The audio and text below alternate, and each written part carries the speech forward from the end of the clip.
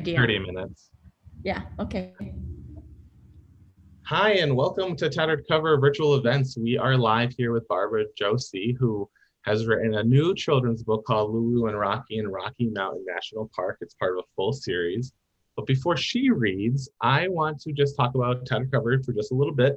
We're celebrating our 50th year, so thank you so much to all the readers and authors like Barbara who come and support Tattered Cover even virtually. We just opened a kids specific store out in Aurora. So if you're local to Denver, we now have a kids only store in Stanley Marketplace. So if you like Barbara's book, please go check that out. And you can pick up all her books out in Stanley Market, kids, Tattered Cover Kids. But now let's have Barbara Joosse. She's going to read from her newest book. Barbara, please, welcome. Thank you for doing this with Tattered Cover in the middle of the day. Thank you. And you're going to be reading from your newest book, which is set in Colorado at Rocky Mountain National Park. I'll let you take it away. I'll mute myself so you're full screen for the audience. And I'll come back and we'll talk about Lulu and Rocky. Okay, good. Awesome. Thank you. I live in Wisconsin, and I've lived here all my life. I live in a little harbor town on Lake Michigan, Port Washington, Wisconsin. And our weather is very different from yours, but I have learned that I love flowers, and I take care of a city garden here. I have learned that the flowers you grow in Colorado are just the flowers that grow right in our climate. So when I visit Colorado, I often take note of the flowers that I see and try to grow them here. My husband, Chuck, spent most of his life in Colorado, some of it in Denver, but he was for a while, lived out of an Airstream trailer in Rocky Mountain National Park. So he's been a tremendous influence in making me love the park as you do, and also telling me about things that I couldn't see. Lulu and Rocky in Rocky Mountain National Park is the fifth book in a series of books about these three characters, Lulu, Rocky, and Pufferson. Lulu and Rocky are best friends and cousins, and they have a wonderful aunt, Aunt Fancy, who sends them on adventure. And Pufferson is Lulu's companion and really my favorite character. So these characters have been to Milwaukee and Detroit and Indianapolis and Nashville. And some of the things in the stories are the same. I always have the characters arrive in a special way to their destination. So you can see, well, in Nashville, you couldn't see on the cover, but the way they get there is on a band's tour bus. And in Indianapolis, they get there in an Indy Pace car. Detroit in an old Ford car. And Milwaukee, they, of course, ride Harley Davidson motorcycle. So that's part of what we do for each destination.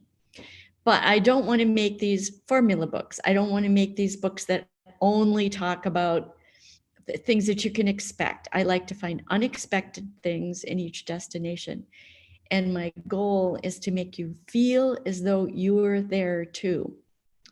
That was especially hard for me in writing this book, Rocky Mountain National Park, because I was writing it during COVID and I couldn't go there. But luckily, I'd been there several times before, but not knowing I was going to write a story about it is different. You get the feel for it, but you don't get the details. So luckily, I remembered very well what it feels like in a thunderstorm in the park. I remembered the smell of the pine and the way your eyes are almost blinded by the lightning that flashes in the dark sky. So I could recall the feelings, the smells, the touch, the dryness of the air, the dryness of my skin. I could recall that. So now my job in researching the book was to talk to people at the park about the park. even my ability to do research on the internet was difficult during COVID because the park site was pretty closed and you couldn't get to a lot of the sites. You couldn't talk to experts. It was just frustrating. But I feel like in the end, it's my best book of the series.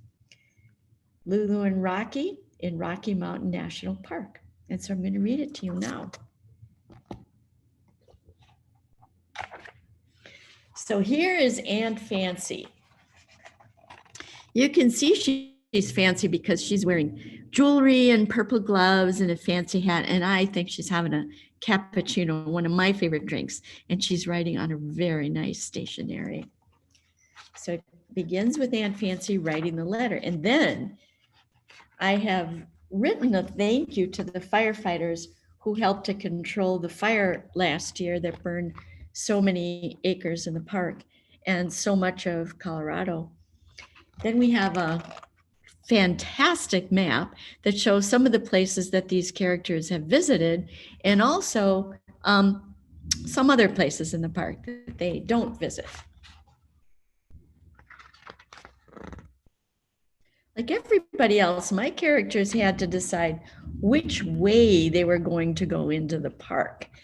But it begins with a letter from Aunt Fancy. Dear Rocky, are you ready for an adventure? Meet Lulu, Pufferson, and your guide, Henry, in Estes Park, Colorado, at the Stanley Hotel, which is possibly haunted. Head for Rocky Mountain National Park the next day, Aunt Fancy. Ooh, here's Rocky. He's super excited about this trip. So he says, I packed the good stuff, monocular, rain poncho, compass, water bottle, trail mix, and flashlight. Oops, and also clean underwear. So the underwear wasn't as important to Rocky as the other stuff, the good stuff. Lulu's my cousin and best friend. At the Stanley Hotel, I look around for Lulu and watch out for ghosts. Ooh, is that a ghost? If you look real carefully, you might see the ghost.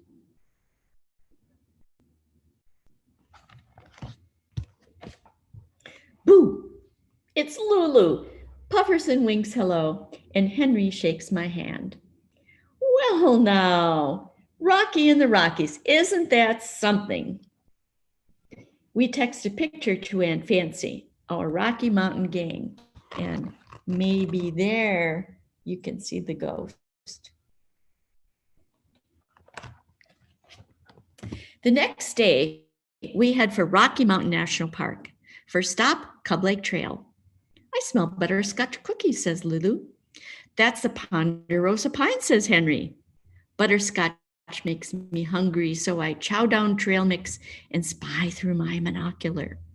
What's that? I ask Henry. Henry laughs. It's a neighbored squirrel. Some people call it a squabbit because it looks like both a squirrel and a rabbit. Maybe you've seen some of these squabbits yourselves. See that guy in the corner?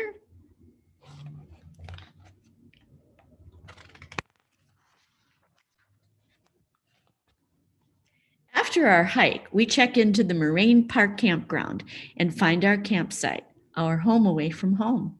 Everyone pitches in. Next up, oops, I forgot the picture. There they are, because that's the first thing you have to do. Get your campsite ready so when you're finished at the end of the day, you know just where to go and everything's ready for you. Next up, giddy up. We explore the park, Western style. Pufferson rides with me because he can't reach the stirrups. And then I spy it, an elk, which is towering tall with giant fuzzy antlers that look like a crown. I take a picture for Aunt Fancy, King of the Rockies.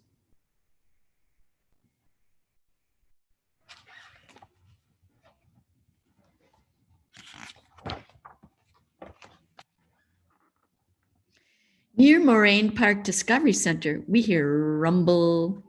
Let's head inside for the show, Henry says. We snuggle up in rocking chairs and watch storm clouds roll over the mountains. Lightning crackles the sky.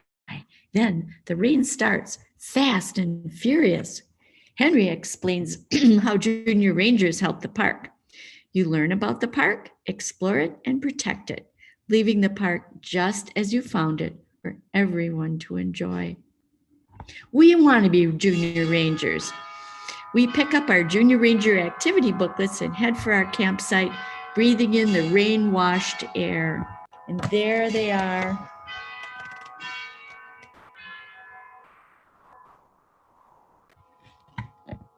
You want to see a little more of that? That's so cool. That's one of my favorite things, to watch the storms in the mountains. I bet you like it too. We check off the things we've seen today in our booklets and roast hot dogs and toast s'mores over the campfire. Then we hear coyotes singing, yip, yip, ho! We sing back. This land is your land, this land is my land. Have you ever snuggled up at a campfire? Have you ever sung campfire songs? Did you ever hear a coyote?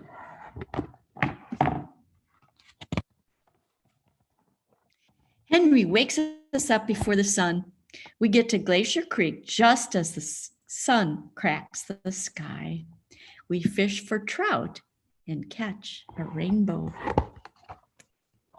So they caught two kinds of rainbow, a rainbow trout and a real rainbow. Then we take the Glacier Gorge trailhead at Alberta Falls. I yell, "Holy Falls, holy!" But no one can hear me because the water is thundering loud.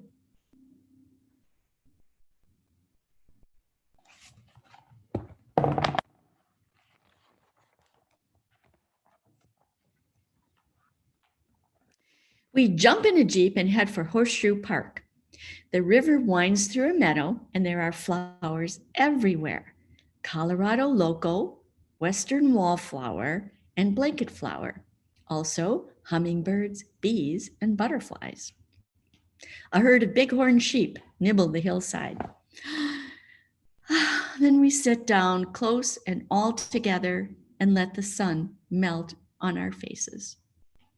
We're in the middle of awesome, Lulu says.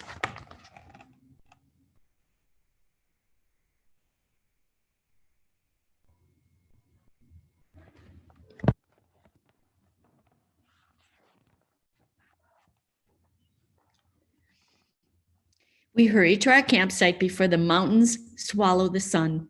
We watch the stars pop, pop, pop, pop, one by one, till the sky is freckled with stars. There's the Milky Way. We see a flash of light sweep across the sky. Ooh, and then another, ah.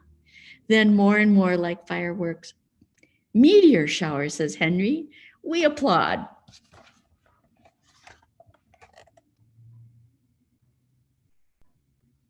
It's getting close to the season for meteor showers, isn't it?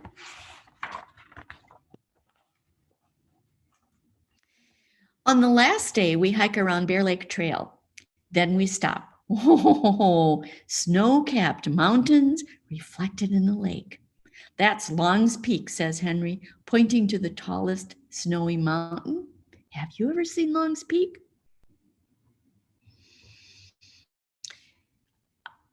The one in front is called Half Mountain. He flips a quarter into our hands. Look familiar? Ha! The same scene is on the back of the Colorado quarter. You know, I bet you know that, but a lot of people who don't live in Colorado don't know that. Then we hit the road, Old Fall River Road. Hang on, Henry says, firing up the Jeep. We bump over switchbacks and hairpin turns in the thrills and chills roller coaster ride of a lifetime. Higher up, the trees are twisted and short, and after a while, there are no trees at all. Henry says, "This is an alpine tundra. The summer is too short and the wind is too strong for trees to grow. In Wisconsin, we've never seen that. At the top, we hiked to Alpine Ridge Trail. It's cold and super windy, and if I spread my arms, I think I might be able to fly. What are those? Lulu asks. Marmots, Henry says. One stands guard and whistles a warning if danger is near. We see cool rocks and flowers, but we never pick the flowers, and we never take the rocks. We leave the park as we find it, because that's what junior rangers do.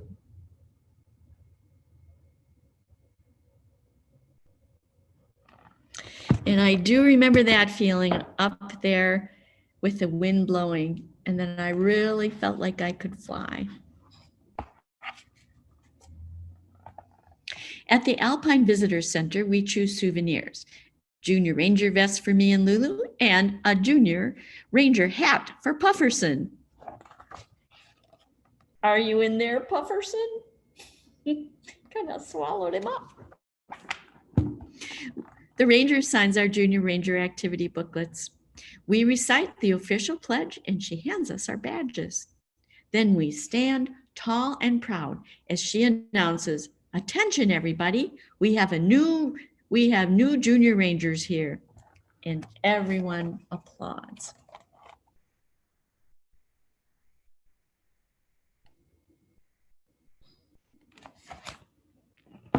Makes them feel so good.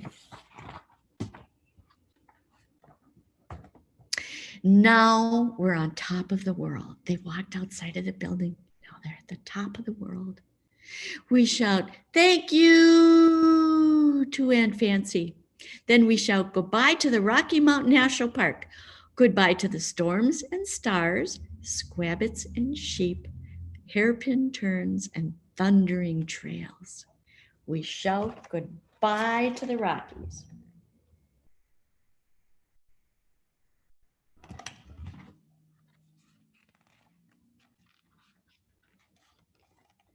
And the Rockies answer back. The end. So that's the story, but I bet you're wondering some things after you read the story. So I put a little bit in the very back, more to know, so you can find out some of the details that you read about in the story. I love that so much that you include that, because as someone who just moved to Denver right before the pandemic, I have not explored. I have not even been to Rocky Mountain. Really? Wow. I've learned so much from your books. I read You it. have a new adventure ahead. Yes. You've written so many books. This is a newer series, like you showed us all at the beginning. Where else, if you can share, where else are you planning on sending Rocky and Lulu? I have not decided where they're going next. I think I'd like them to go to another national park. I like writing about the national parks. And the Junior Ranger programs are so cool. And I love exploring parks and seeing Junior Rangers there, taking notes, doing the activities, got up their badges all over. I think that would be nice. But I don't know which one. Maybe Grand Canyon, Yellowstone. Yeah, Grand Canyon is so beautiful. I lived in Arizona for a really long time. It's just, the desert is magical. People always think it's just brown and dirty, but it's so many colors in the desert. Where has been your favorite place that you've traveled? What place maybe that Rocky and Lulu won't go, but that you really just have a special spot in your heart for? Mexico. My mom and dad lived in Mexico half of every year, and I visited maybe a total of 50 times in my life. And it feels very much like home to me. In a way, I love the color of all the things. It's not just color that you see, but the colors that you hear, the touch of everything. People are very touchy people in Mexico, and I like that. They're sentimental, and I like that. So I think Mexico and the art in Mexico is spectacular. Yeah, so definitely. That's my favorite place. Yeah, I always have I don't go to the fancy places. I go to mountain places. That's what I prefer. Yes, mountains are great anywhere you can get them. Mhm. You've also you've had like books about dragons. You've had the book like subtitled "The Family Book Better Together." Mhm. Are you going to continue writing outside of Lulu and Rocky? What can little kiddos anticipate from you? Well, this winter I have two, I think, of my best stories. This is a big year with three books, but they're three of my best books this year. So this fall I will have a story called The Fisherman, the Horse, and the Sea. I have only recently moved to this little harbor town in Wisconsin, and I discovered a true story from 1895 of a rescue of a shipwrecked sailor by a horse. So Oh, I wrote about it, and the same illustrator for the Lulu and Rocky books is doing that book, but in a very dramatic, big story sort of way. And I'm very proud of that book. And it took a lot of research, and their back matter is very interesting too. And then I'm also publishing a book called Just Because, and that's the origin story of Santa Claus. And this Santa Claus, like you can imagine, if you can imagine Santa Claus as a little boy, he wouldn't have been an ordinary boy, right? He didn't really fit in, and he feels bad about that because it doesn't fit in.